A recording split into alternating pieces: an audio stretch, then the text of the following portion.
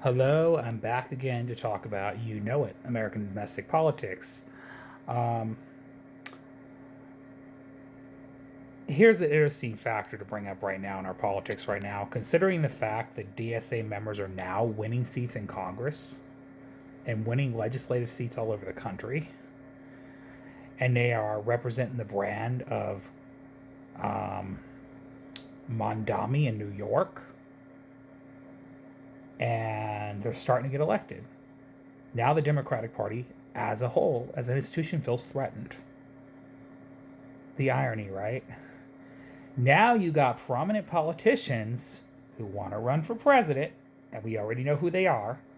We got Kamala Harris and Gavin Newsom in talks with Mondami in New York. Gosh, I wonder why. Like I said before, they acknowledge they can't win without the left. Reality's hitting home for the Democratic Party establishment. They can't win without the left. That's just fact. And obviously, Kamala Harris and Gavin Newsom want to run for president. And we've known this for a long time.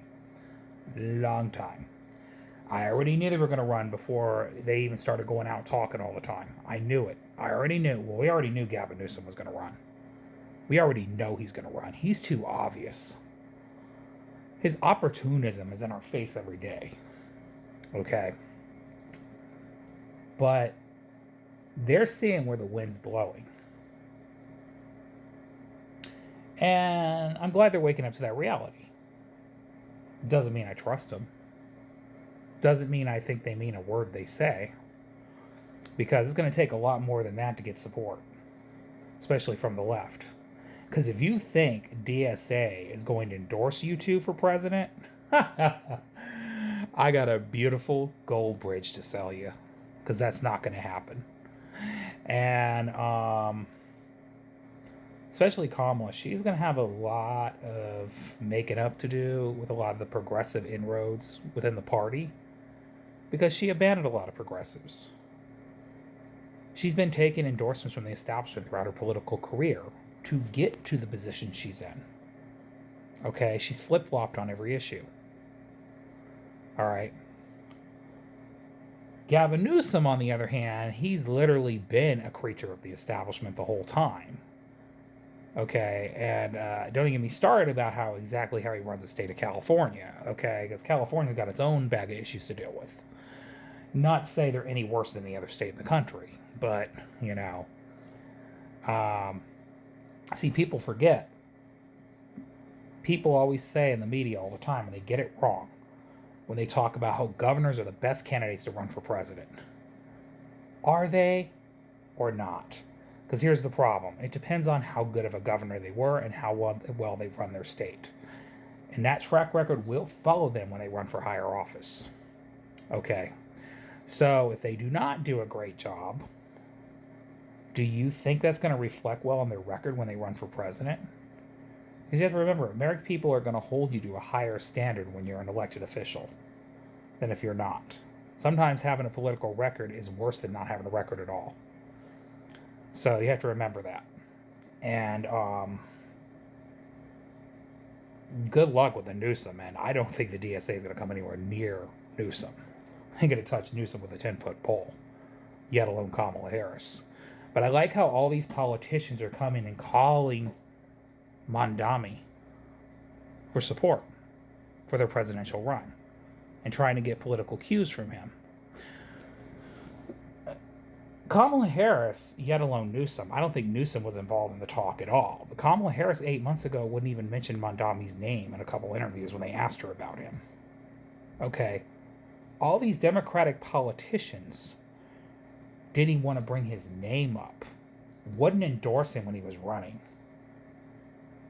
treated him like he was just this fringe dream that would never come to pass.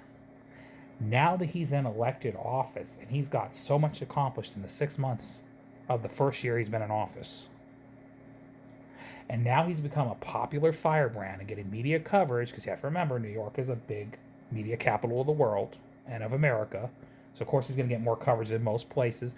Because I want to bring this up because there are other people in office like him that don't get as much media coverage as he does. He's just one personality that the media fixates on. But apparently he's good in front of the camera. He's good on social media. He's been in the spotlight. He's good at talking. He's good at elevating issues that are important to him. Okay? And now he's caught political wind with the left.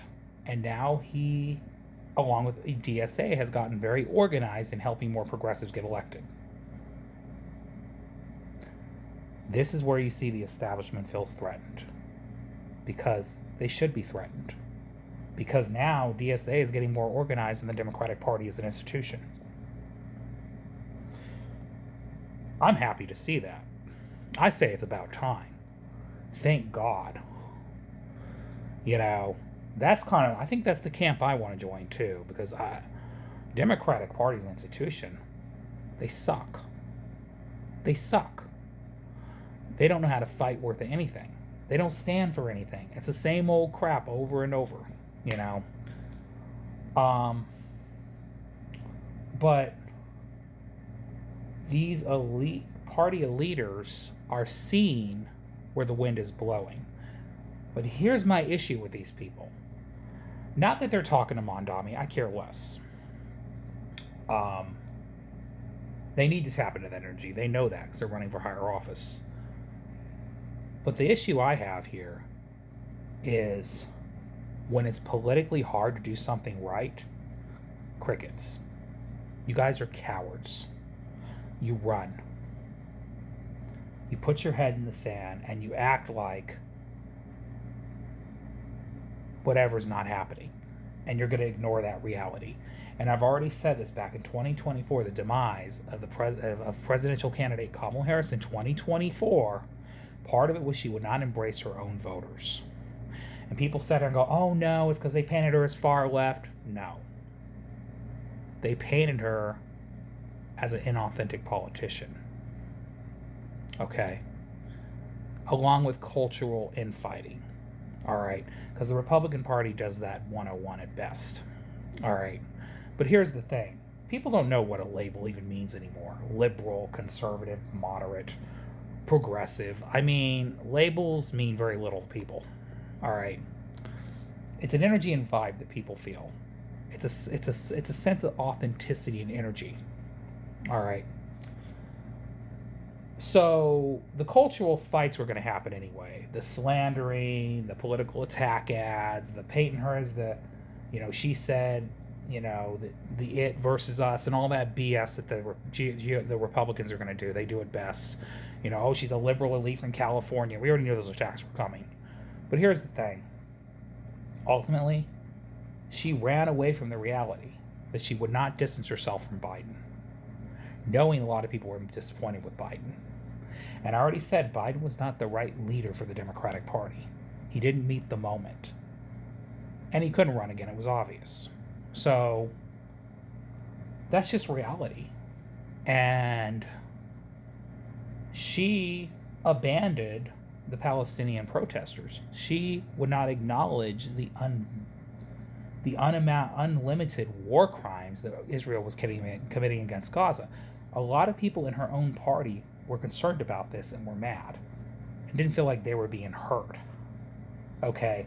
DNC would not even allow them to come and speak. They shut them out. Okay? Now we're having this conversation again 2 years later, and what happened? I told people this was going to come back and bite him in the butt. I said, well, you wait until, if Trump gets elected again, you wait until these people come back and vote in Democratic primaries. And the DSA is going to get more organized than ever, and they're going to vote these Democratic incumbents out. It's happened. Now, the establishment and these politicians and opportunists now want to run for president. They see where the wind is blowing, so now they're begging for help. They're begging for help from the left. Although, I love watching it. So, I'm enjoying it. Anyways, y'all, have a great, lovely night. It's a beautiful night here in Las Vegas. I will see y'all later. Goodbye.